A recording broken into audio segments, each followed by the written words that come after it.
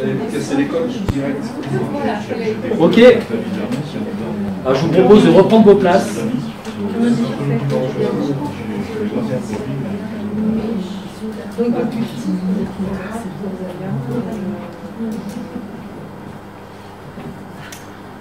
Alors, qu'est-ce qui ressort de ces échanges? Déjà, est-ce que ça a été simple pour tout le monde comme ça d'aborder les autres et de simplement communiquer comme ça sur qui vous êtes, ce que vous faites, pourquoi vous êtes là? Est-ce que ça a été simple pour tout le monde ou est-ce qu'il y a des personnes pour qui ça a été un petit peu plus difficile? Allez-y, hein, c'est bien d'admettre quand on sent qu'il y a des choses qui résistent. C'est la seule façon qu'on a ensuite de pouvoir les transformer, c'est de les voir. Hein. Si on ne les voit pas, on ne peut pas transformer grand-chose. Il y a des gens qui ont été un peu plus mal à l'aise que d'autres? C'est jamais simple. C'est jamais simple pour toi? Se dévoiler après quelqu'un d'inconnu. D'accord, ok.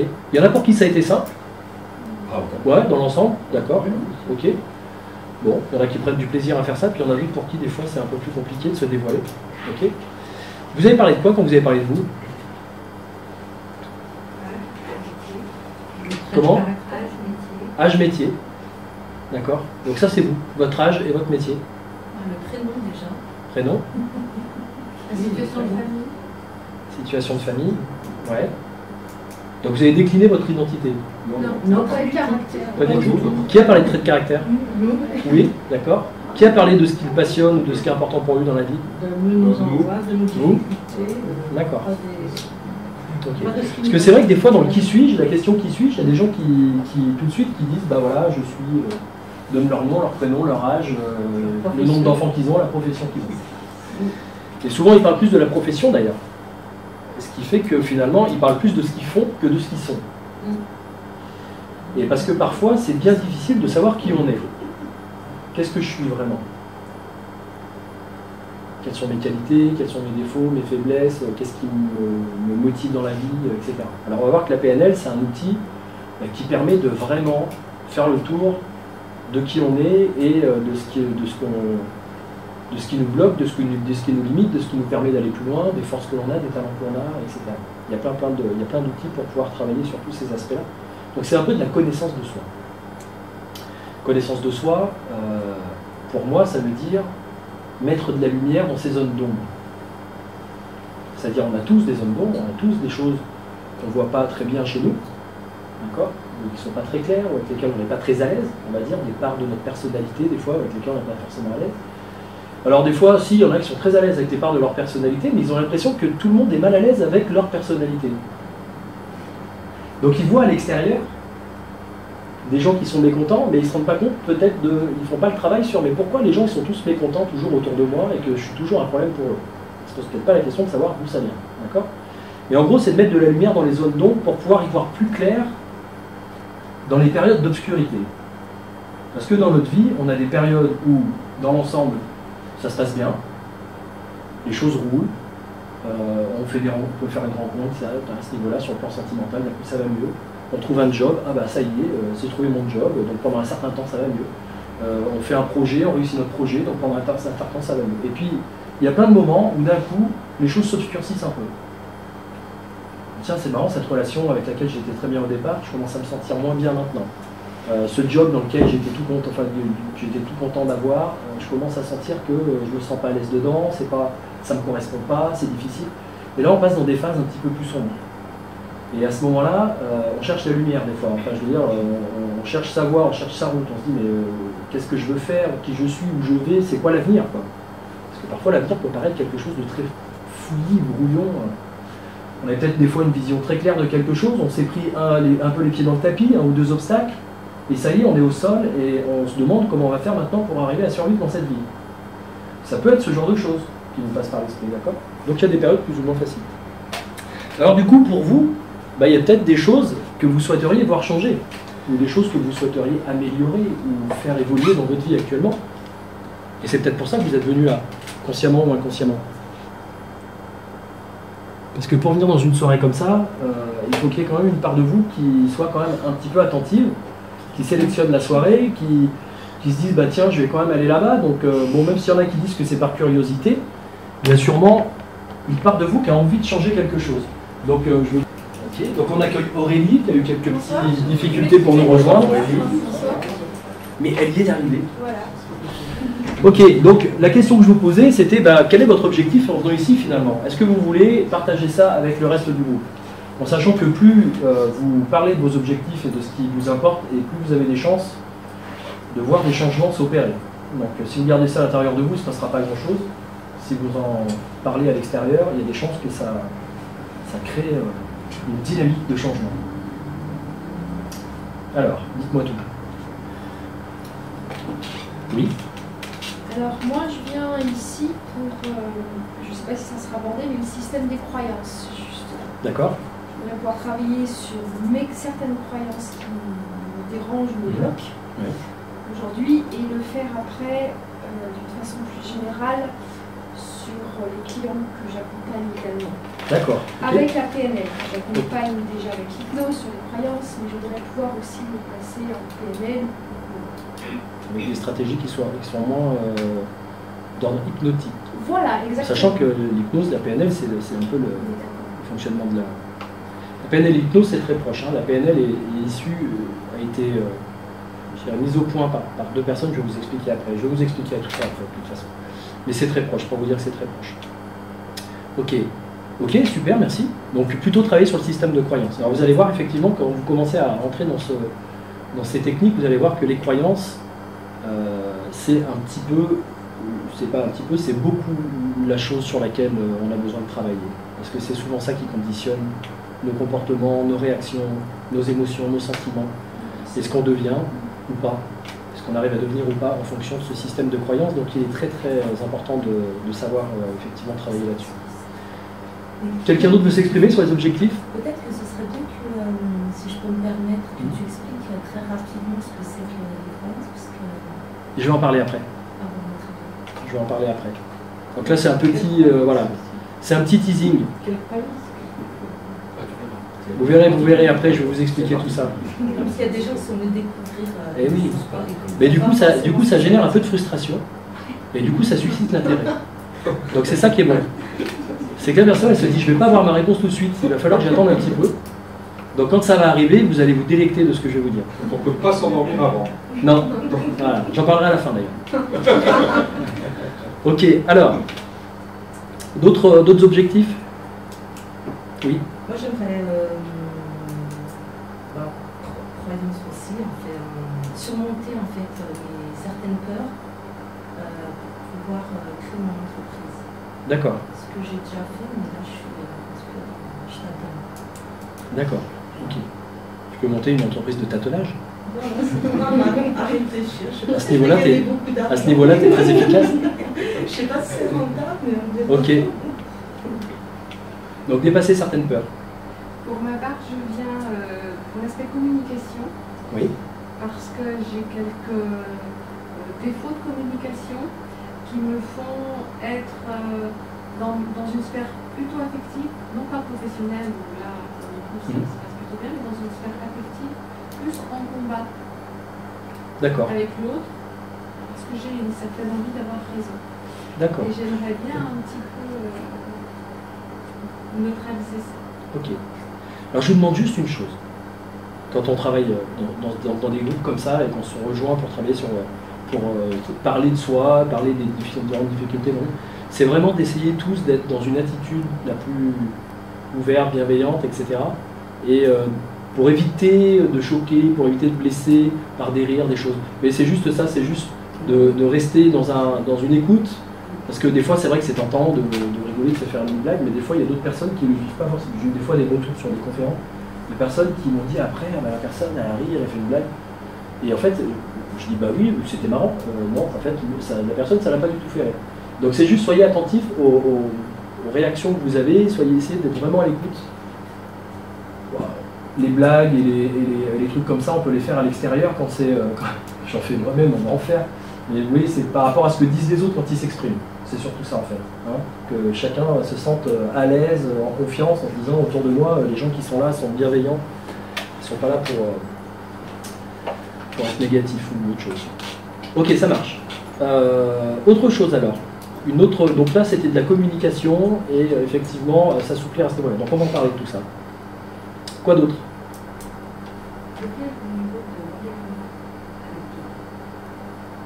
J'ai pas entendu en fait. Blocage.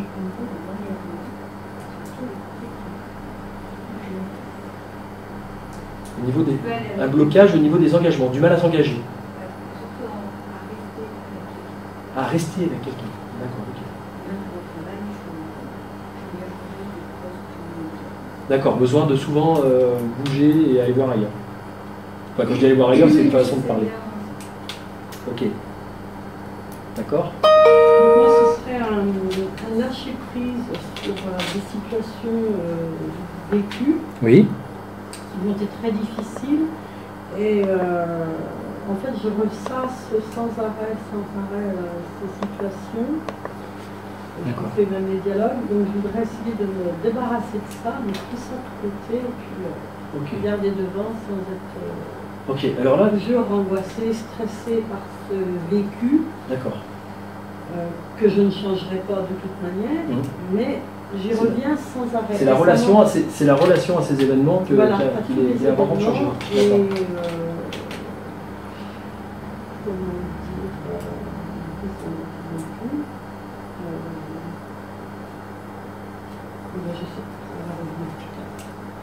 d'accord. Ce serait bien ça d'oublier aussi de la même façon. Non, mais justement. Et puis bon, ça me déprime. Je garde un fond dépressif par rapport, enfin entre guillemets, je suis pas chutée.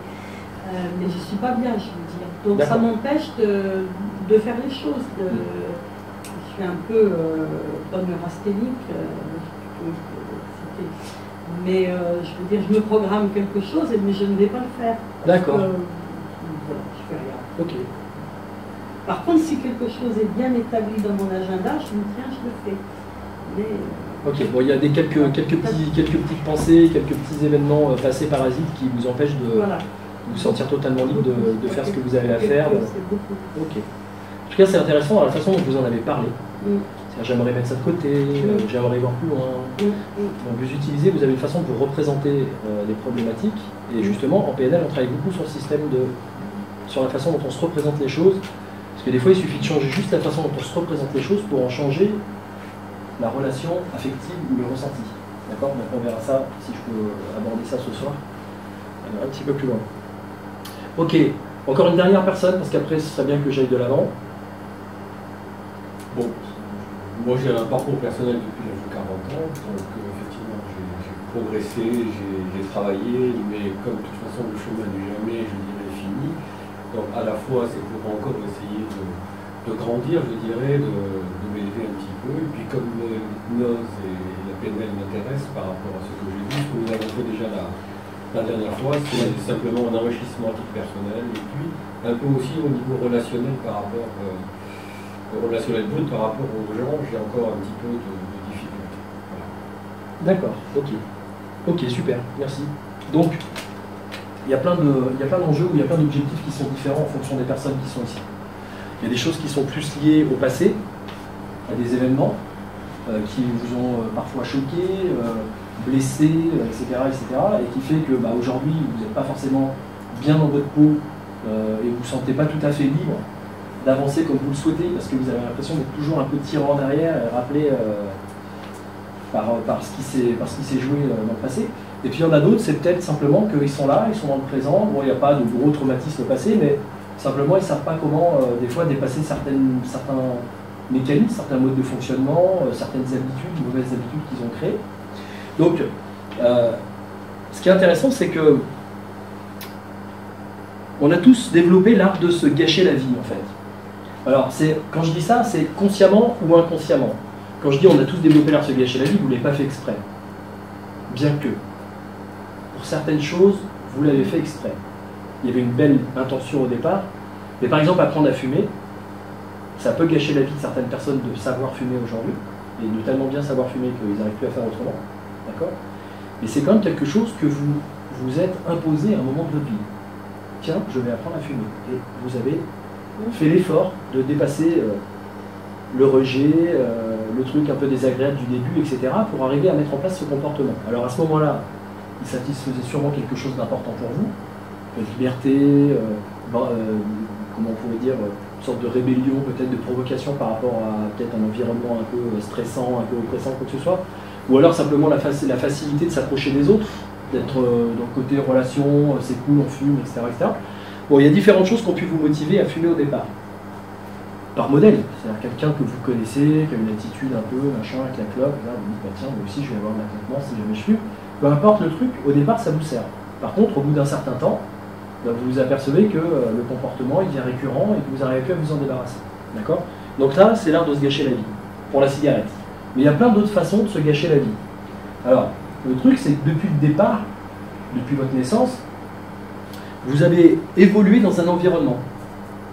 Vos parents au départ, et puis la famille, les frères, les sœurs, les cousins, les cousines, les profs, les copains, etc., les petits amis, enfin bref. Donc au fur et à mesure, vous avez évolué dans un contexte, vous avez grandi dans une culture, vous avez été cultivé, on vous a fait pousser dans un certain milieu, d'accord? Et le truc, c'est que pour vous adapter, pour survivre dans ce milieu, il a bien fallu que vous arriviez à trouver des stratégies. Vous avez fait ce que vous avez pu pour pouvoir vous adapter dans ce milieu. C'est-à-dire que quelque part, vous avez essayé de trouver la meilleure stratégie à ce moment de votre vie pour pouvoir vous adapter à certaines choses. Alors il y en a, ils ont dû s'adapter à des parents un petit peu violents, d'autres à des parents un peu, on va dire, démissionnaires ou pas vraiment présents, ou il y en a, ils ne sont pas affectifs, il y en a d'autres qui sont trop affectifs et trop nourriciers, donc du coup, ils ont toujours été protégés, puis quand ils se retrouvent face à la vie, enfin vous voyez, en fonction du contexte dans lequel vous avez grandi, vous avez développé un certain nombre de stratégies. Sauf qu'il y en a certaines qui sont super, super positives pour vous. Elles vous permettent aujourd'hui de réussir dans certains domaines de votre vie. Peut-être pour certains c'est professionnel, il y en a pour d'autres c'est relationnel, ils sont à l'aise dans les relations, il y en a pour d'autres c'est amoureux, il y en a pour d'autres c'est sur le plan physique, de la santé, etc. Leur apprentissage, je dirais inconscient ou inconscient de la vie, leur fait avoir un certain nombre de stratégies positives qui vous servent encore aujourd'hui. Chacun de vous en a certainement, il y a des domaines dans lesquels ça va vous débrouiller, quoi. Par contre, il y a d'autres stratégies que vous avez développées qui vous gâchent la vie, que vous avez apprises, soit volontairement, soit involontairement, parce que vous avez été conditionné par votre environnement pour apprendre ça. Par exemple, vous voyez quelqu'un chez vous qui réagit toujours à ce qui lui déplaît par de la colère. Dès qu'il est insatisfait, dès qu'il n'obtient pas ce qu'il veut, il se met en colère. Donc vous, au bout d'un certain temps, soit vous vous dites de solution, je n'ai pas envie d'être comme cette personne qui n'arrête pas de se mettre en colère, donc je vais toujours accepter ce qui m'arrive sans jamais dire non et sans jamais je vais faire plaisir aux gens autour de moi. Ou alors, je vais faire comme lui, c'est-à-dire que ça a l'air d'être une bonne stratégie, quand je veux quelque chose, je vais me mettre en colère. Alors je le fais quand je suis petit, de 3 ans, je ne me rends pas compte. Hein. Puis après, une fois que cette stratégie elle est mise en place et puis je grandis et je continue d'utiliser ça. Sauf qu'un jour, j'arrive dans une entreprise, dans une association, dans un contexte où les autres, ils ne sont pas là pour m'emmerder, mais on est juste là pour tous travailler ensemble, normalement. Et moi, dès qu'il y a un truc qui ne va pas comme je veux, je me mets à gueuler. Et là, ça commence à poser problème au niveau de mes relations professionnelles. Mais j'arrive plus à me débarrasser de ce système, de cette façon de faire. Donc comment faire pour se débarrasser de ça? Donc justement, l'idée c'est que vous avez l'air de vous gâcher la vie, peut-être vous avez un ou deux exemples, comme ça de choses qui gâchent la vie. De façon que vous avez vous de faire ou de choses dans votre vie qui vous dites j'aimerais bien... Alors le fait de se renfermer sur soi. Ah, d'accord. Ok, ouf, plus personne. Le masque...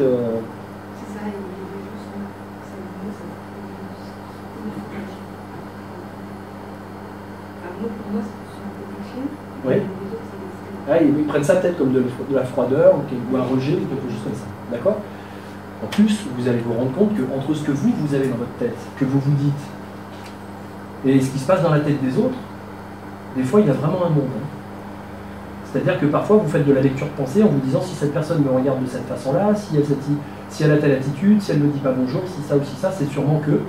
Alors si vous n'avez pas confiance en vous, si une personne rentre dans un endroit et ne vous dit pas bonjour, bah vous allez vous dire en fait elle ne me calcule pas, c'est normal, je ne suis pas intéressant ou quoi que ce soit. Alors que peut-être la personne ne vous a pas calculé tout simplement parce qu'elle-même est timide et qu'elle ne veut pas montrer sa timidité, donc elle fait comme si elle ne vous voyait pas. Et, vous voyez ? Et vous allez me dire cette personne est froide et distante alors qu'en réalité, ou imbue de sa personne alors qu'en réalité elle est juste mal dans sa vie. Donc il y a plein d'interprétations qu'on fait comme ça quotidiennement par rapport aux autres. Et on pense savoir ce qu'ils pensent, Parce qu'on pense avec notre propre façon de penser, mais on est loin de savoir ce qui se joue vraiment à l'intérieur d'eux-mêmes. Et pourquoi ils pensent ci ou pourquoi ils pensent ça. Surtout que souvent, les réactions qu'on a, on les a souvent pour nous adapter, pour que l'autre entende ce que... C'est-à-dire qu'entre ce qu'on a vraiment profondément, on ressent profondément et les réactions qu'on a, parfois, il peut y avoir un monde aussi. C'est-à-dire que je peux ressentir de la tristesse du fait que quelqu'un me dit un truc blessant, mais je ne vais pas la montrer une seule seconde pour éviter de passer pour quelqu'un de faible. Et je vais tout de suite balancer une vanne, un truc bien, ou alors avec de la distance, je m'en fous, alors qu'en fait je repars avec ma tristesse, ou alors je suis agressif pour montrer qu'il ne faut pas me marcher sur les pieds, mais ce qui ressort c'est de la colère, alors que ce que la personne ressent c'est de la tristesse par exemple. Ça vous est déjà arrivé, ce genre de choses, d'accord? Alors, le développement personnel, dans ce genre de contexte, ça sert à quoi? Ça vous sert à quoi le développement personnel? À mieux se connaître. D'accord? J'aurais même envie de changer, je vais le faire en direct, je vais changer le mot. Parce que finalement la PNL, c'est pas que du développement personnel. C'est la première fois que je le fais.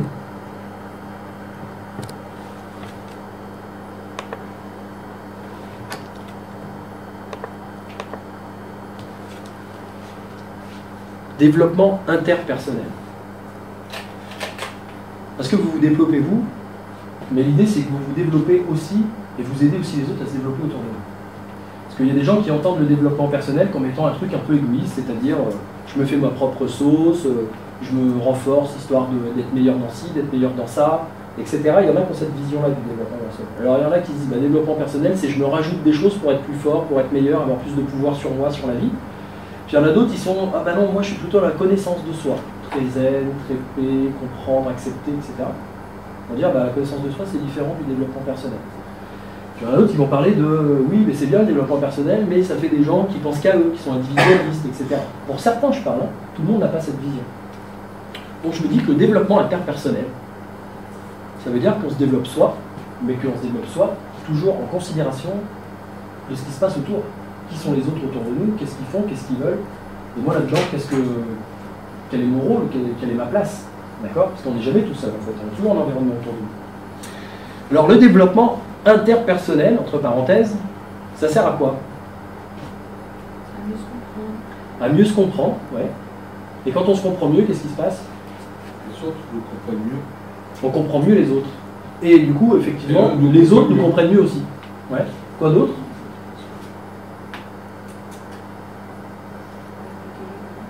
Plus tolérant. Plus bienveillant avec soi-même. Pourquoi pas? Plus bienveillant avec soi-même.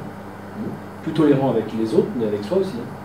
Vous allez vous rendre compte en fait que tout ce qui se passe d'abord là-dedans, va à l'intérieur, va souvent se voir et rejaillir là devant, à l'extérieur de vous. Et souvent les gens, ce qui se passe, c'est que dans un travail, dans une démarche d'avancer, ou alors avant qu'ils fassent cette démarche-là, ils demandent au monde extérieur de changer.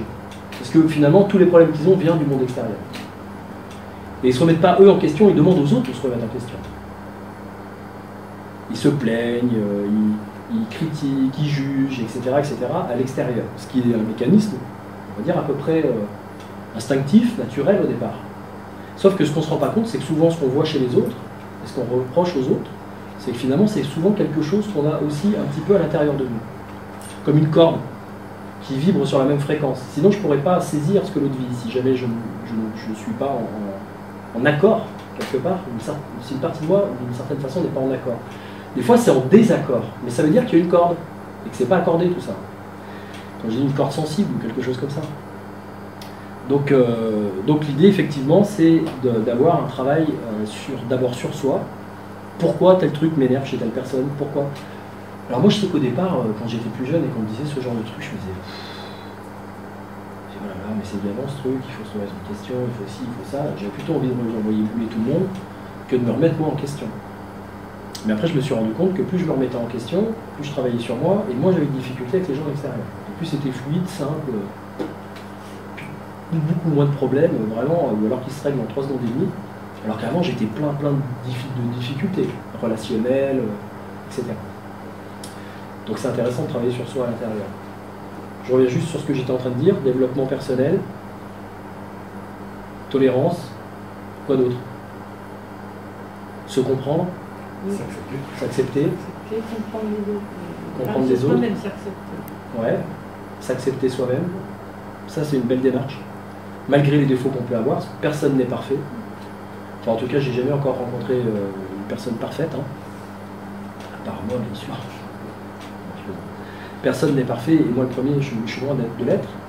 Donc l'idée, c'est de se dire, déjà, si on part de ce postulat, je ne suis pas parfait, mais j'ai toujours la possibilité de m'améliorer un peu. J'ai toujours la possibilité d'essayer de devenir un petit peu plus moi-même. Et la bonne version de moi-même. Parce que le moi-même, il peut très bien partir en vrille. Vous connaissez Star Wars, le côté obscur, Dark Vador, etc. Hein, c'est un peu l'idée. C'est-à-dire, est-ce que je vais développer en moi ces côtés-là, c'est-à-dire ces côtés de, comment on pourrait dire, de jalousie, de conflit, d'orgueil, d'ego, de tout ce qu'on veut, enfin bref, et puis être en conflit en permanence avec le monde extérieur, essayer de s'imposer, essayer d'avoir raison, essayer tout ce que vous voulez. Ou est-ce qu'à un moment donné, je suis bien dans ma peau, à l'aise, les autres ils peuvent être comme ils veulent autour, je suis là s'ils ont besoin, s'ils n'ont pas besoin, je les laisse tranquilles, mais je continue de faire ma vie et d'avancer sur mon chemin tranquillement. En étant plutôt, et puis si, voilà, si on me demande, je suis là pour aider, parce que comme je me nourris suffisamment moi dans ma vie, je peux à un moment donné être disponible pour les autres. Je n'ai pas besoin d'être que renfermé sur moi-même. Donc on va dire que le développement personnel, ça vous sert à changer des choses. Changer des façons de penser, des façons de voir par rapport à vous-même et par rapport au monde qui vous entoure. On va résumer ça à ça, d'accord? Améliorer, je dirais mettre à jour un certain nombre de programmes qui sont peut-être obsolètes.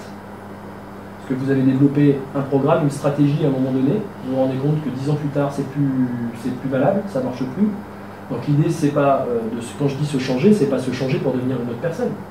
C'est se changer pour devenir encore plus soi-même et être encore plus à l'aise avec qui vous êtes et avec votre bon vous, celui qui a du potentiel, celui qui peut vraiment faire des choses intéressantes dans la vie, qui peut construire une vie qui soit inspirante, qui soit remplie, nourrissante. Ça existe.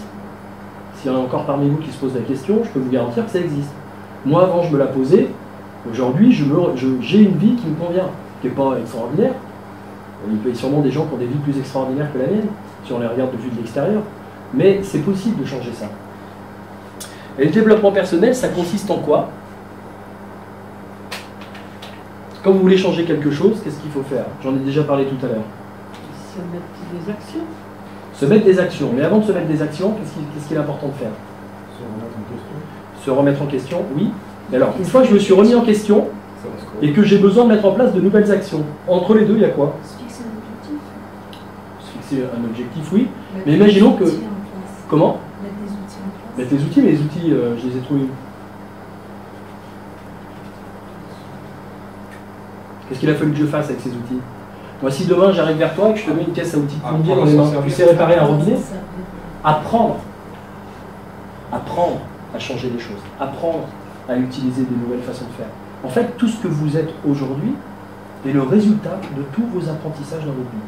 Votre cerveau est une machine à apprendre. Vous avez appris à être en relation avec votre mère au départ, après avec votre père. Petit à petit, vous êtes rendu compte, ah bah tiens, ma mère, je pensais que c'était au bout de 6 mois, hein, bref. Non, en fait, c'est pas moi, c'est un autre, mais il y a aussi mon père, d'accord, ok, bon, comment on communique? Je commence à apprendre à communiquer, j'intègre le langage, les représentations, c'est-à-dire qu'à l'âge d'1 an, le bébé, déjà, vous pouvez lui parler, il comprend déjà une somme de mots, il n'est pas capable de les prononcer, mais il les comprend, incalculable, sur des représentations, le biberon, le machin, le sourire, le c'est bien, le c'est pas bien, enfin, tous ces trucs-là. Donc il a déjà intégré un certain nombre d'informations. Parce que votre cerveau, c'est une espèce de boîte au départ qui est avec des algorithmes hyper puissants. Et le bébé, c'est une machine à intégrer et à apprendre. Et donc vous faites ça au départ pour tout.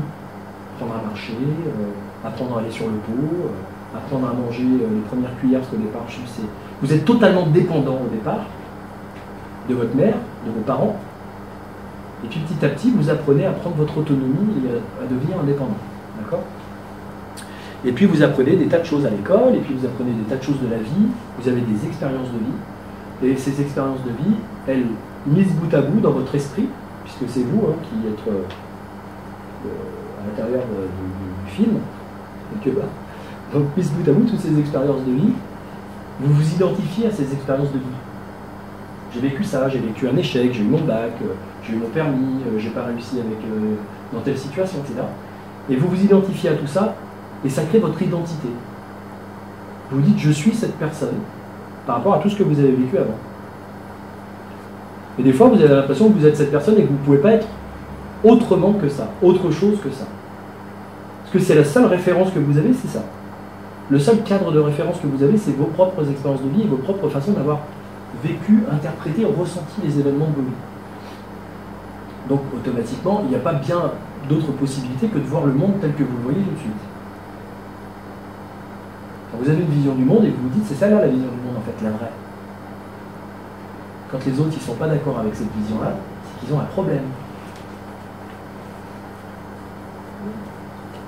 Parce que, a priori, on ne peut pas voir les choses autrement que comme moi je les vois, puisque j'ai quand même compris avec tout ce que j'ai fait, tout ce que j'ai vu, etc. D'accord? Alors le fait est que vous allez vous rendre compte que votre vision du monde, ce n'est qu'une représentation de la réalité qui est bien restreinte par rapport à tout ce qu'on peut capter et comprendre dans ce monde, d'accord? Ressentir, etc. Hier après-midi, nous avons travaillé donc sur la gestion des états internes. Donc vous vous souvenez un petit peu ce qu'on a vu?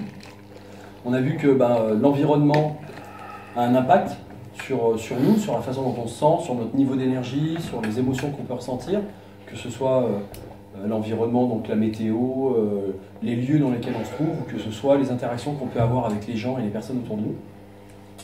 Donc on a vu que ça c'était donc un premier niveau, je dirais, de stimulation de notre état interne.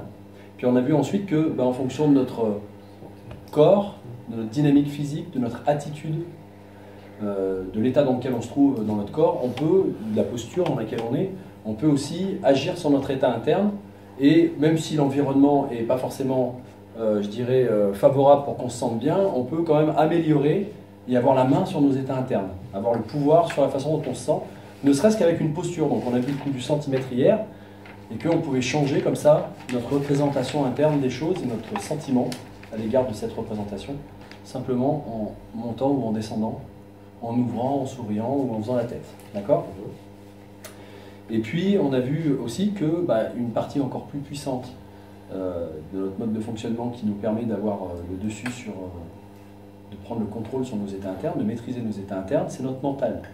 Donc notre capacité à nous représenter, à utiliser nos représentations internes, ce qu'on appelle notre VACOG interne, pour pouvoir transformer les choses déjà dans notre esprit. Alors je dirais que ça c'est un petit peu la magie du cerveau, c'est utiliser la puissance de notre imagination pour pouvoir nous sentir bien, alors même que l'on peut se trouver dans un endroit ou dans des circonstances, ou même physiquement dans un état où on n'est pas au top. D'accord? On peut travailler sur la confiance en soi, sur la détermination, sur des tas de choses, simplement en changeant notre représentation intérieure. Donc on a vu que la PNL nous propose des outils pour pouvoir gérer ces états internes. On a vu qu'on avait un spectre émotionnel qui pouvait être variable en fonction de notre niveau d'énergie, basse énergie, haute énergie, état plutôt de bien-être ou état de mal-être, donc en fonction du sentiment dans lequel on est et de l'énergie dans laquelle on est. On a vu qu'on pouvait varier sur des émotions qui vont plus du côté de la colère, ou sur des émotions qui vont plus du côté de la tristesse, de la déprime, ou d'autres plutôt de la sérénité, du calme, ou encore, quand on est en haute énergie avec un sentiment plutôt positif, aller vers de l'enthousiasme, aller vers de la joie, etc. Et puis on a vu également l'ascenseur émotionnel. C'est-à-dire que la plupart du temps, on est, je dirais, stimulé par notre environnement extérieur et nos états internes dépendent des stimulations extérieures. Si j'ai une nouvelle voiture, je me sentirai mieux. Si ma femme arrête de me mettre la pression, je me sentirai mieux. Si mon père ou ma mère arrête de me dire telle ou telle chose, je me sentirai mieux. Donc ça veut dire quoi? Ça veut dire quelque part, on donne le pouvoir aux gens et aux choses autour de nous, et que ces choses-là et ces gens-là vont avoir un pouvoir sur la façon dont nous on se sent et dans ce qu'on veut, dans l'état d'être dans lequel on est. D'accord?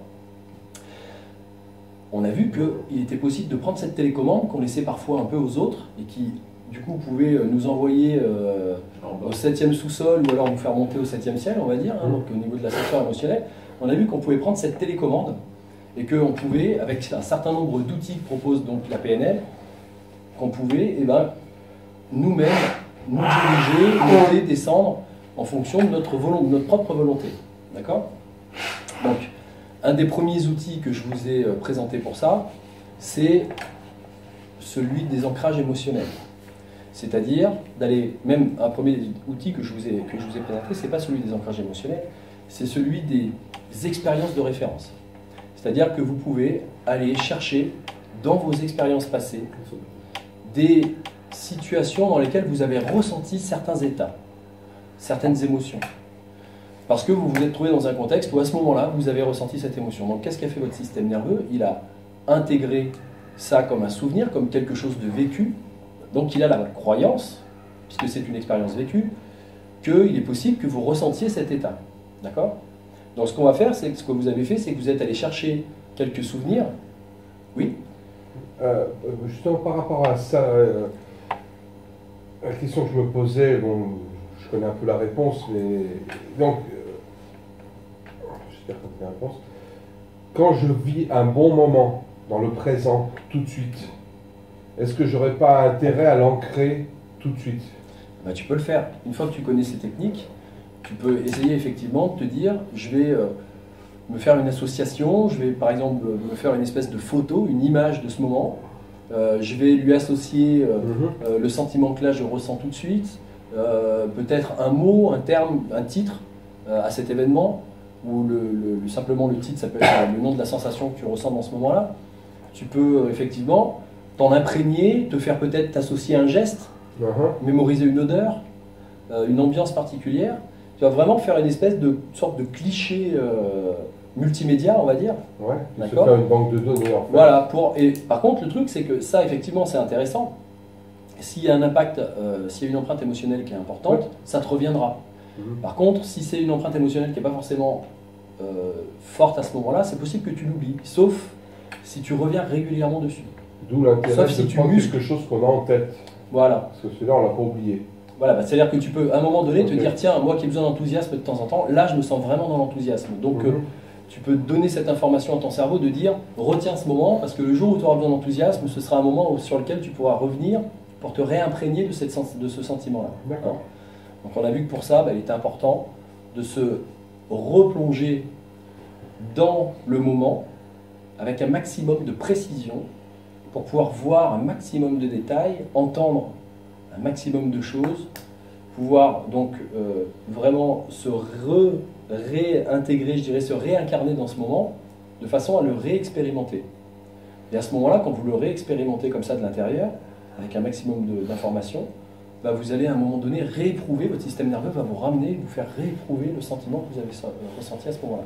Donc ça, c'est très important parce que c'est une technique que vous allez utiliser quasiment dans tous les exercices de PNL. Toujours vous visualisez, d'abord souvent dissocié, c'est-à-dire de loin pour poser le décor, on va dire, et puis ensuite vous plongez dans le décor de façon à pouvoir vivre l'expérience. Donc là, ça demande effectivement, par exemple pour toi, ça demande de travailler sur ta capacité de visualisation pour pouvoir te faire une représentation qui soit la plus réaliste possible, même si c'est virtuel, malgré tout, ça ne fait pas de différence pour le système nerveux et pour le cerveau. Le cerveau utilise exactement les mêmes aires cérébrales, d'accord, les mêmes neurones, pour construire la réalité que vous êtes en train de voir maintenant, ou pour construire une réalité virtuelle. D'accord. Il utilise les mêmes systèmes, les mêmes aires du cerveau. Sauf que la réalité dans laquelle vous évoluez, je dirais, est plus prégnante, a plus de réalisme, donc va avoir un impact plus fort, parce qu'on a pris l'habitude de se focaliser sur la réalité extérieure. Mais vous avez des gens qui pratiquent la méditation, la sophrologie ou d'autres techniques, l'hypnose et autres, qui finissent par avoir des capacités de visualisation de réalité intérieure qui sont presque aussi réelles que comme dans un rêve. Comme des fois, quand vous êtes dans des rêves, vous avez l'impression que c'est super réel. Vous pouvez toucher des objets, vous pouvez... Alors que c'est juste votre cerveau qui est en train de la créer, cette réalité-là. Elle n'existe pas, d'accord? Donc votre cerveau, lui, il crée des réalités.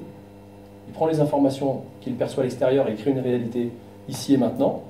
Mais il peut aussi créer des réalités qui sont en dehors du moment, d'accord? Qui sont en dehors de cet instant et de ce moment. De ce lieu, on va dire. Donc, on va continuer avec ce processus de préparation mentale. Donc, pour refaire un petit résumé, on a cette partie-là. On a vu que Alors, je vais me mettre...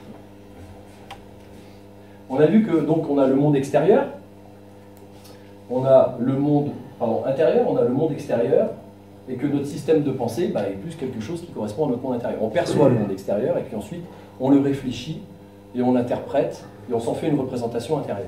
Et en fonction de ce type de représentation, donc, on va se tenir un dialogue intérieur, on va imaginer des choses, et si on imagine, et si on se tient un dialogue intérieur qui est plutôt positif, ça va influencer nos états internes, notre niveau d'énergie, nos émotions, nos ressentis de façon positive. Si on se tient un discours négatif, parce qu'on interprète les événements extérieurs comme étant des choses négatives qu'on n'a pas envie de vivre, qui sont frustrantes ou quoi que ce soit, on va plutôt influencer nos états internes d'une façon négative. Et là, au niveau de l'ascenseur émotionnel, on va se faire descendre tout seul dans les sous-sols, d'accord? On va voir que ces états internes, donc on voit que ces états internes influencent nos comportements, nos façons d'agir et de réagir par rapport à l'environnement. Donc nos comportements, c'est ce qui se passe, c'est ce qui nous permet d'être en lien avec l'extérieur. Hein. Je perçois des informations, je les réfléchis, ou déjà souvent je les ressens d'abord, je les réfléchis. À l'intérieur de moi, je me fais une certaine interprétation de tout ça, et ensuite je ressens une émotion ou un sentiment qui va me faire agir dans une certaine direction et avoir un certain comportement, qui va me permettre, qui va conditionner ou qui va influencer les résultats que je vais obtenir dans cet environnement. Donc si j'ai un état interne plutôt positif, je vais avoir un comportement qui sera plutôt adapté, et ce comportement adapté, ou ce bon comportement, on va dire, va me permettre d'obtenir des résultats qui seront positifs et avoir des conséquences positives. À partir de là, je vais observer ces résultats à l'extérieur de moi, et s'ils sont satisfaisants, s'ils satisfont ce qui est important pour moi, s'ils comblent des besoins importants pour moi, je vais plutôt percevoir ensuite de nouveau ces résultats de façon positive, et puis ça va me faire de nouveau ressentir des états internes positifs, et puis là on va être dans un cercle virtueux. Alors que si je suis parti d'une pensée négative, j'ai un état interne négatif, mon comportement n'est pas adapté, je suis plutôt en réaction, je suis plutôt en colère, je suis plutôt en rejet de l'environnement, à me plaindre, à blâmer l'environnement, etc. Il est possible que les résultats que j'obtienne soient pas vraiment au top, donc du coup je vais observer ces résultats, je vais me dire c'est bien ce que je pensais, donc ça a confirmé mon système de croyance, c'est bien ce que je pensais, ça se passe pas comme je veux, de toute façon, et donc du coup je vais me remettre à penser négatif. Et là je rentre dans un cercle vicieux. D'accord ? Donc parfois on a certaines situations de notre vie dans lesquelles on a tendance à avoir une pensée comme ça, anticipatrice négative. C'est-à-dire que je veux par exemple m'imaginer passer un entretien d'embauche, je vais m'imaginer rentrer chez moi, parler avec ma copine d'un sujet sérieux, je vais imaginer retourner au boulot par exemple et peut-être me confronter à une situation. Et qu'est-ce que va faire mon cerveau? Il va prendre appui sur des expériences négatives du passé, et puis il va se projeter dans un avenir en se disant il est possible que de nouveau je me retrouve dans cette difficulté, que de nouveau je n'arrive pas à dépasser cette situation. Et donc on est en train de ressentir de la peur. La peur est un sentiment d'anticipation négative, mais elle n'est pas forcément réelle. C'est-à-dire qu'une peur, souvent quand on se retrouve pile dans la situation, on n'est plus dans la peur, on est dans autre chose. Mais c'est le fait d'anticiper cette situation qui génère la peur à l'intérieur. Donc ça va nous bloquer, on va se dire, ça va nous inhiber parfois, ça va nous donner envie de fuir, ça va aller stimuler notre système nerveux reptilien, c'est-à-dire le système de survie à l'intérieur de nous. C'est soit je vais avoir envie de courir et de partir et de ne pas affronter la situation, soit je vais avoir envie de lutter, donc je vais y aller en combattant, je vais me dire tiens je vais combattre ce truc, soit je vais avoir tendance à m'inhiber, à rien faire et puis à laisser l'environnement prendre le dessus sur moi. D'accord ? Donc dans ce genre de situation, quand on a un objectif ou quand on a une situation que l'on aimerait pouvoir dépasser et qu'on sent qu'on est un peu limité pour ça, qu'on a une crainte, une peur de ne pas y arriver, il y a un protocole qui est très, très puissant. C'est un protocole de préparation mentale et de renforcement neuro-émotionnel. On va mélanger deux techniques que vous avez vues hier. C'est à la fois la technique de l'objectif, c'est-à-dire se projeter dans la situation en imaginant le résultat désiré, c'est-à-dire qu'est-ce que j'aimerais pouvoir obtenir comme résultat dans cette situation, si j'étais au top, si ça se passait bien, de quelles ressources j'ai besoin pour ça, c'est-à-dire comment je vais me sentir, est-ce que j'ai besoin de détermination, est-ce que j'ai besoin de confiance, est-ce que j'ai besoin de sérénité, de calme, d'écoute, ce que vous voulez, d'accord? Donc on va imaginer cette situation future avec cette ressource. Et ensuite, on va aller renforcer cet état que l'on est en train d'imaginer avoir, mais qui peut, à un moment donné, avec notre cerveau gauche et rationnel, être mis en cause, c'est-à-dire dire, ouais, mais enfin là, tu es en train de t'imaginer au top, mais tu es peut-être en train de rêver, tu es peut-être en train de te faire une illusion. Donc qu'est-ce qu'on va faire pour renforcer ça? On va aller rechercher à ce moment-là dans le passé une expérience de référence dans laquelle on s'est senti au top et dans lequel on a senti soit la détermination, soit la confiance, soit l'enthousiasme, soit vous voyez, la ressource dont vous avez besoin. Ça peut être un événement passé qui n'a absolument rien à voir avec l'événement futur dans lequel vous voulez vous en sortir ou dans lequel vous voulez dépasser vos limites. Simplement, lui, le système nerveux ne fait pas la différence. Et vous allez voir qu'avec cet exercice, il va y avoir donc une première étape où on va faire un choix, le choix de la situation à améliorer.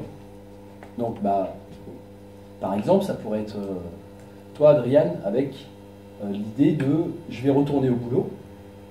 Et j'ai cette boule dans le ventre, je sens que ça va être compliqué à gérer. J'aimerais pouvoir gérer cette situation et être dans le meilleur état possible pour gérer cette situation. D'accord? Donc, tu peux dire, voilà, ça va être à tel moment, je vais me retrouver au boulot lundi ou mardi, je ne sais pas quand, et je me vois dans telle scène, dans telle situation, face à telle personne, et voilà ce que j'ai à mettre en place et ce que j'ai à faire pour que ça fonctionne. D'accord? Donc, ensuite, on va dire, amélioration de la scène future, c'est-à-dire si ça se passait super bien, imaginons que ça se passe très bien, que tu sois au top, que la situation se déverrouille parfaitement. Comment ça se passerait et comment tu te sentirais? Vois-toi à la fin de la scène, vois-toi au moment où les choses elles se sont réglées, où elles sont en train de se régler, où elles se sont réglées, et là tu te sens vraiment content, fier, satisfait du résultat. Comment tu te sens? Donc la personne va se projeter là-dedans, elle va s'immerger dans la situation, donc elle va s'associer à la situation, d'accord? Créer le décor, elle va ressentir l'état interne, et là, on va lui dire, donc ça c'est l'expérimentation de la situation améliorée, d'accord? Pour identifier la ressource à ce moment-là dont il a besoin pour se sentir bien, d'accord? Et ensuite, on va aller choisir une expérience de référence passée. C'est-à-dire que là, on va lui dire, ok, maintenant que tu es là-dedans, à quel moment dans ta vie tu t'es déjà senti dans cet état-là? Voire peut-être tu t'es senti dans cet état, mais d'une façon encore plus forte, encore plus intense. D'accord? Et donc là, qu'est-ce que va faire votre inconscient? Il va ramener à votre mémoire, vous n'avez pas besoin d'y penser à l'avance, il va ramener à votre mémoire, comme ça, une situation, peut-être qui peut vous paraître totalement, qui n'a rien à voir avec ce que vous imaginiez au départ, et il va retrouver cette situation dans laquelle vous avez ressenti votre ressource. Donc, qu'est-ce qui va se passer? Vous êtes dans une scène, vous êtes en train de vous imaginer dans un contexte, dans l'état dans lequel vous seriez si vous étiez au top. Et là, votre cerveau, il va aller chercher dans le passé un moment donné où vous avez vraiment été au top, c'est-à-dire où votre système nerveux a expérimenté pour de vrai l'émotion de confiance, de détermination, de bien-être, de ce que vous voulez. D'accord? Donc à partir de là, ce qu'on va faire, c'est que vous allez aller faire un pas en arrière pour vous plonger, vous replonger et réexpérimenter de l'intérieur cette expérience passée. D'accord? Donc vous allez vous retrouver à l'endroit de l'expérience passée. Tiens, oui, je me souviens, à tel moment j'avais un conflit avec telle personne et en fait, on s'en est super bien sorti, on a réussi à discuter, à s'écouter l'un l'autre et puis finalement on en est sorti plus fort, on est même devenus amis après, ou la situation s'est arrangée, peu importe, je me suis senti dans la confiance. Donc vous allez vous imprégner de cette expérience passée, la revivre, voir tout ce qu'il y a à voir, entendre ce qu'il y a à entendre, ressentir ce qu'il y a à ressentir, éprouver les émotions et l'émotion, la faire monter quelque part en vous, parce que vous pouvez même l'ancrer, c'est-à-dire simplement dire, voilà, ça se passe où dans mon corps, c'est quoi la couleur, etc., la faire tourner, c'est vraiment imprégné de cette émotion. Et ensuite, fort de cette émotion du passé, vous allez revenir dans la scène future et de nouveau expérimenter la scène future, mais chargée de cette émotion passée, avec votre système nerveux qui est en lien et qui est en contact avec la ressource. D'accord? Donc à partir de là, vous allez vous retrouver dans cette situation future, et ça va commencer à la transformer, ça va commencer à vous... Il va commencer à y avoir des connexions qui vont se faire, et des mélanges qui vont se faire entre l'ancienne situation, le ressenti de l'ancienne situation, qui va commencer à être transféré sur la situation future. Donc après, vous allez retourner en arrière pour de nouveau vous recharger de l'ancienne situation, revenir dans la future, et vous allez faire comme ça un certain nombre d'allers-retours. Jusqu'à ce que vous sentiez que quand vous êtes en train d'expérimenter la situation future, vous soyez totalement dans l'état voulu, dans l'état ressource, et qu'il n'y ait quasiment plus de différence. C'est-à-dire vous ne ressentez plus la crainte, vous ne ressentez plus la peur, vous sentez que vous êtes dans cette situation au top, et à ce moment-là, vous pouvez vraiment faire un pas en avant et profiter pleinement de cette situation. Vous allez voir, il y a des choses qui se transforment. Donc, je ne vous en dis pas plus, parce que vous allez faire l'expérience de ça donc, au travers d'un exercice que je vais vous faire faire. Je vais d'abord faire une démonstration avec l'un de vous, puis après vous vous accompagnerez donc pour pouvoir faire cette expérience-là. Alors le truc, c'est que donc vous allez, comme je disais, mélanger les situations passées et futures, faire des allers-retours. Votre système nerveux il va commencer à se demander ce qui se passe, parce que normalement, quand j'ai cette image et je me projette dans cette situation future, je suis censé me sentir mal, parce que jusqu'à présent, quand j'y pensais, je me sentais plutôt mal. Et là, d'un coup, quand je pense à cette situation future, c'est comme si je me sentais aussi bien que dans une situation dans laquelle j'avais vécu quelque chose de positif. D'accord ? Donc, du coup, vous n'allez plus être dans une anticipation négative de l'événement. Vous allez même parfois avoir envie que ça se passe d'y aller, en fait. Vous dire, maintenant, j'ai envie d'y aller. Alors, ce qui se passe ensuite, c'est qu'une fois que ça s'est intégré à l'intérieur de vous, de votre esprit, vous partez dans votre vie quotidienne et vous oubliez peut-être l'exercice que vous avez fait. Et peut-être qu'il est possible que quand vous repensez à cet événement futur, vous ayez l'ancien système, l'ancien schéma qui revienne un petit peu et que vous vous redites. Le truc qui est très étonnant, vous allez voir, c'est que quand vous allez vous retrouver dans la situation ou approcher de la situation, vous rapprocher du moment, bah vous allez commencer à sentir que c'est différent en fait. Que vous ne vous sentez pas exactement, qu'il y a quelque chose qui change dans votre attitude, dans votre état interne et que vous ne prenez pas la situation telle que vous auriez pu la prendre en temps normal. D'accord ? Parce que tout ça, c'est comme je disais, c'est une sorte de destination GPS que vous mettez à l'intérieur de votre esprit. D'accord ? Et ensuite, même si votre conscience ne se souvient plus de ça, votre inconscient, lui, il a imprimé cette information et il va vous ressortir, il va vous reconnecter aux choses positives au moment où ce sera opportun. Vous pouvez faire confiance à votre inconscient. C'est la fameuse phrase de Milton Erickson, donc le fameux hypnotiseur, celui qui a inventé l'hypnose ericksonienne. Moi, c'est vraiment une des phrases qui m'a le plus marqué, que j'ai le plus utilisé, c'est « fais confiance à ton inconscient ». Si tu lui donnes les bonnes informations, à un moment donné, il te ressortira, il te fera accéder vraiment à ce dont tu as besoin pour que ça se passe le mieux possible dans la situation dans laquelle tu te trouves. D'accord ? Même si le mental, lui, il commence à paniquer, il commence à imaginer, il commence à avoir des voix en subvocal, des choses à l'intérieur de vous qui vous disent « oulala, comment tu vas t'y prendre, ça va peut-être se passer comme si ». Commence à construire un scénario catastrophe, votre mental, votre inconscient, lui, il sait que c'est possible que ça se passe bien. Donc il faut lui laisser la main parfois. Donc, dernière étape, une fois que vous avez donc procédé à ce mélange des deux états et à ce mélange des deux situations, vous allez donc valider le changement, c'est-à-dire quand tu repenses à cette situation future, maintenant, qu'est-ce que ça fait comme différence pour toi? Qu'est-ce que tu ressens? D'accord? Vous me suivez? Donc ça, c'est ce que vous allez faire comme protocole ce matin. Et puis ensuite, une fois qu'on aura terminé ça, on fera un petit bilan, donc un petit feedback sur les états internes. Et puis ensuite, on passera à la suite, donc à la gestion, on va dire, de la communication, donc à comment tous les outils de la communication, les outils fondamentaux. Donc là, je vais prendre quelqu'un pour faire une démonstration. Et je vais laisser les personnes qui vont me regarder sur vidéo, parce que ce matin, j'ai fait une petite promesse en vidéo en disant je vais vous faire passer l'information sur la préparation mentale. Ok. Donc, on revient sur le feedback par rapport à la préparation mentale, à l'exercice que vous venez de... Voilà, donc ça s'est bien passé. Et bon, donc je lui ai demandé de se situer dans l'espace, etc. Donc il se voyait de dos. Mais j'ai continué tout l'exercice sans lui faire rentrer dans le personnage.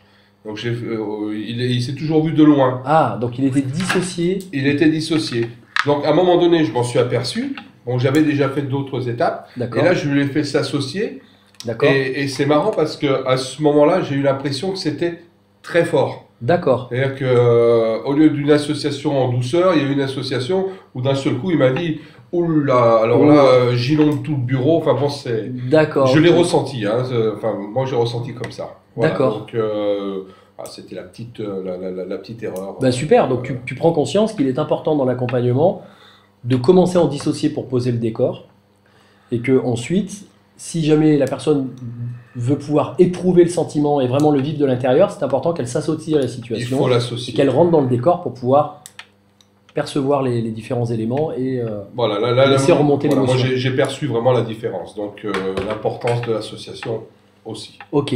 Et alors toi, en tant qu'accompagné, qu'est-ce que tu as vécu? En tant qu'accompagné, bon, moi, c'est un peu compliqué, mais ça s'est bien passé. D'accord, c'est compliqué, c'est-à-dire? C'est compliqué parce que j'ai toujours des problèmes avec mes images. Oui. Mais tout compte fait, j'ai réussi à imaginer. Est-ce que tu as réussi à ressentir un état au top dans cette situation future, où tu t'es senti à l'aise dans une situation future, Oui, où oui. tu t'es dit tiens, Oui, oui. je sens que je pourrais être comme ça? Oui. Et est-ce que après tu as réussi à retourner dans le passé, même si tu n'as pas vu quelque chose, mais que tu as réussi à retrouver une sensation passée où tu étais bien, où tu avais une ressource?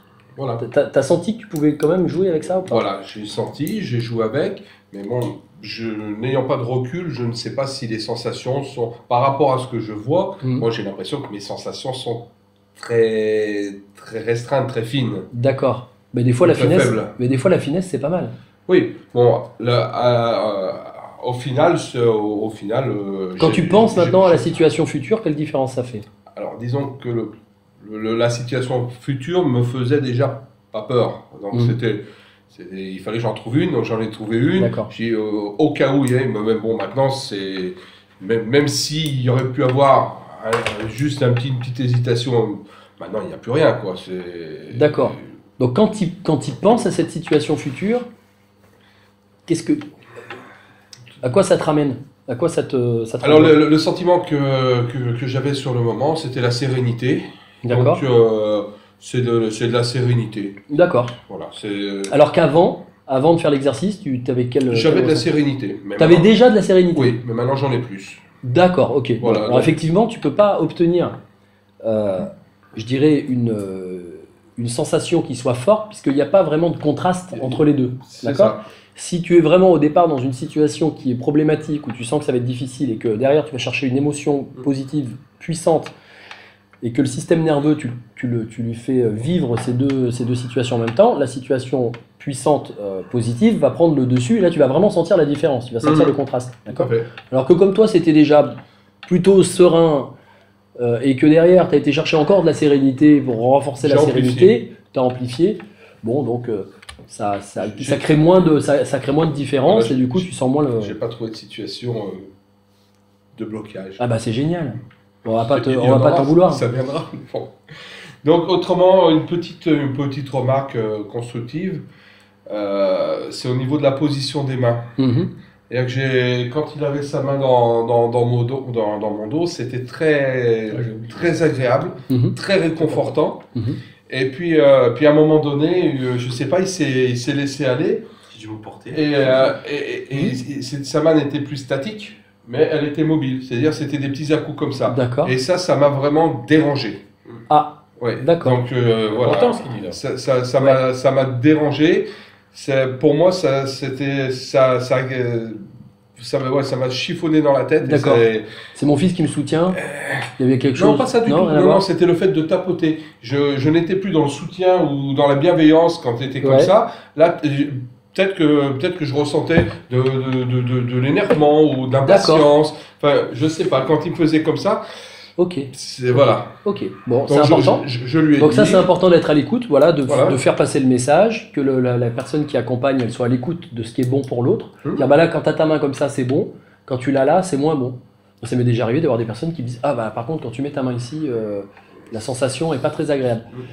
Par exemple, tout à l'heure, moi j'avais à un moment donné ma main sur ton épaule. Ça, j'ai senti. Ok. Et à un moment donné, j'ai mis ma main devant. Devant, chez eux. Qu'est-ce que ça a changé? Qu'est-ce que ça a donné pour toi? Ah, il y a... Pour moi, si tu veux, il y a une sorte de... presque un appel, quoi, si tu veux. C'est une sorte de direction qui est donnée à ce qui rentre. Donc quand j'ai mis ma main devant, c'est surtout devant. Est-ce que ça a été agréable pour toi ou Ah oui, désagréable? très agréable. Ça a été agréable, Ah, d'accord. très agréable. Alors moi, le truc, c'est que j'ai senti, parce que je le fais pas d'habitude, ça. C'est pas quelque chose que je fais Alors spontanément. ça a été très agréable. Mais je sentais dans sa posture, dans son attitude, qu'il avait un pied devant, mais que malgré tout, il y avait quand même une partie de lui qui l'attirait vers l'arrière. D'accord? Ça se sentait. Il n'était pas comme ça, quoi. Il était un petit peu tiré vers l'arrière. Et moi, je me disais, il y a besoin peut-être quelque chose, donc spontanément, naturellement, hein, l'idée c'est toujours de s'écouter, mais d'être aussi à l'écoute de l'autre en face, pour voir si ça match ou si ça matche pas avec ce qu'il a besoin, si ça s'accorde ou pas avec lui. Je me suis dit, je vais juste faire une petite chose devant pour sentir, mais je vais pas garder la main devant parce que ce serait possible que ça lui donne le sentiment qu'il y a quelque chose qui l'empêche d'avancer, qui le retient, qui le bloque. Donc j'ai juste posé la main comme ça, et puis après j'ai juste ouvert.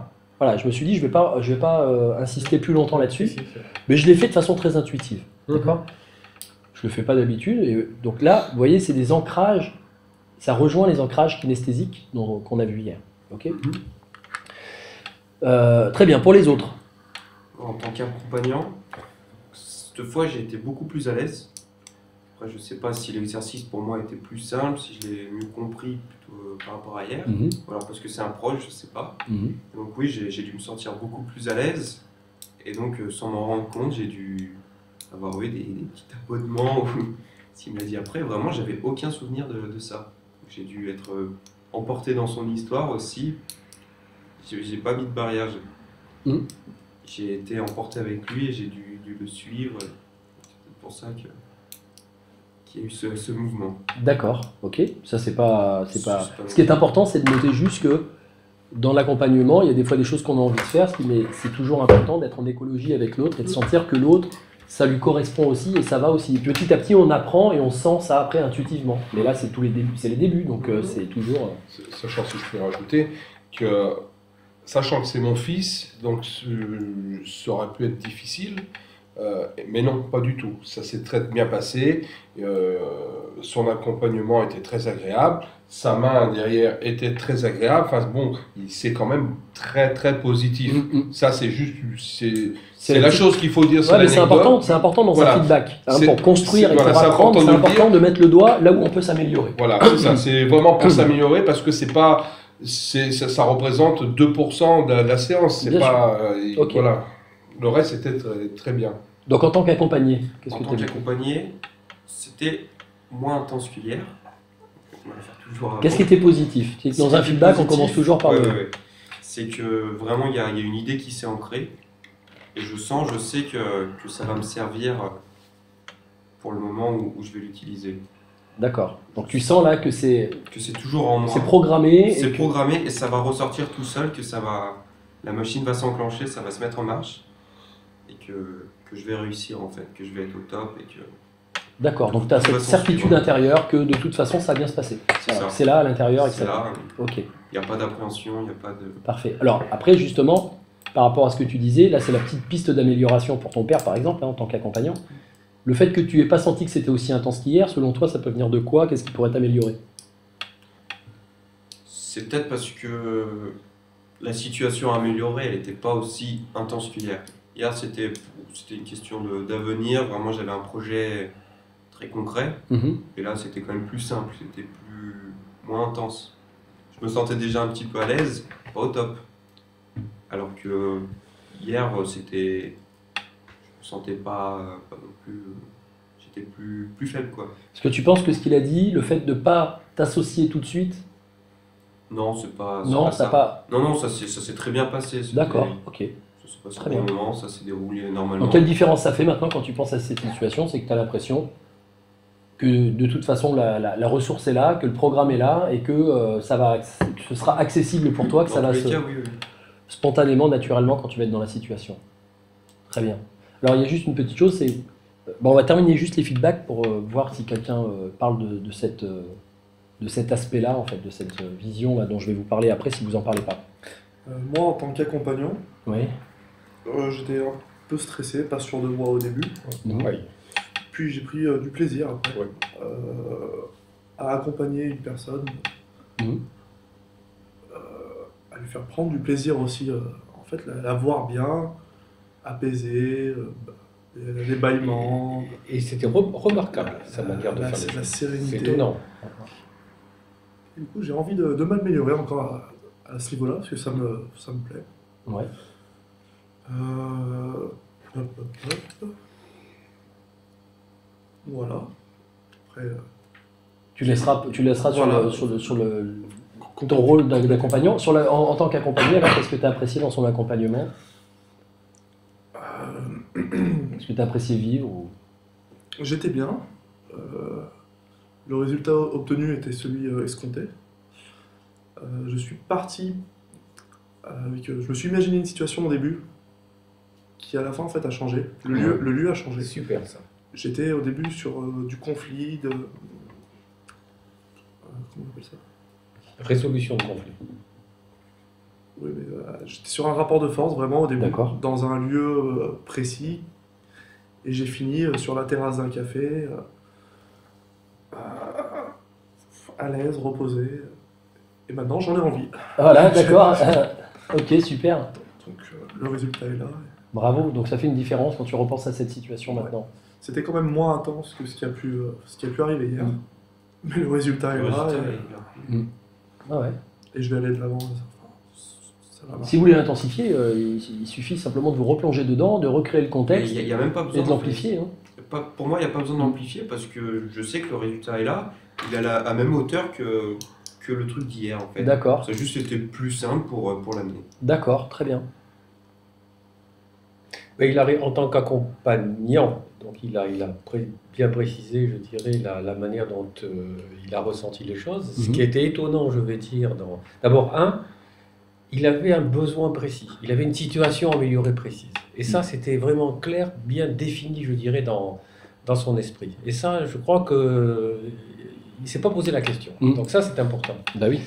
Deuxième élément, et il l'a dit, et ça m'a vraiment surpris, et je l'ai laissé faire, bien sûr, parce qu'au contraire, je l'ai même accompagné, c'est que d'un seul coup, la première situation environnementale, je vais dire, dans laquelle il se trouvait, ça ne lui convenait pas.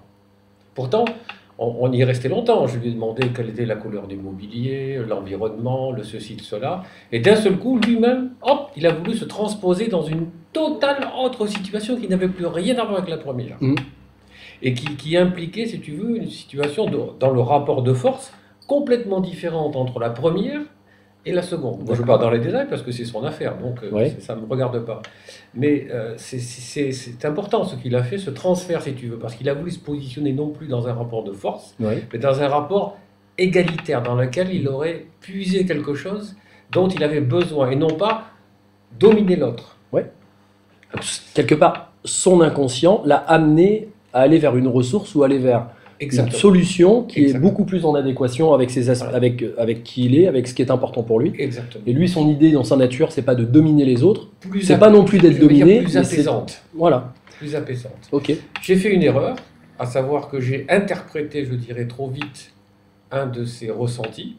Il me l'a dit d'ailleurs à la fin. Donc ça, c'est là, encore une fois, je rejoins Raphaël, il disait que c'est quand même pas facile d'être accompagnant, parce que où se situe exactement... Bon, j'ai oublié, moi, personnellement, de mettre la main, je dirais, accompagnatrice dans le dos.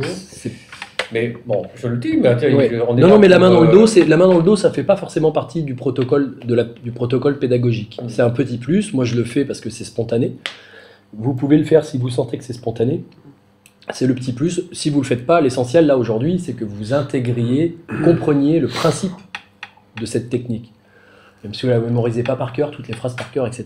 C'est que vous expérimentiez ça pour voir ce que ça fait sur vous, pour voir ce que ça fait sur les autres, pour, comme tu disais tout à l'heure, se dire, bah tiens, c'est agréable en fait d'accompagner quelqu'un. C'est pour ça que je vous ai laissé tout seul et que je ne suis pas venu vous voir, pour que vous soyez pas dans l'idée, il y a quelqu'un derrière, est-ce que je fais bien, est-ce que je fais pas bien, tout ça. Non, c'est vous avez fait le truc et du coup vous avez pu prendre plus de plaisir que quand il y a quelqu'un qui est là pour vous corriger. D'accord ? C'est très agréable d'accompagner et beaucoup plus agréable, enfin pour moi, d'accompagner que d'être accompagné. Que d'être accompagné, d'accord.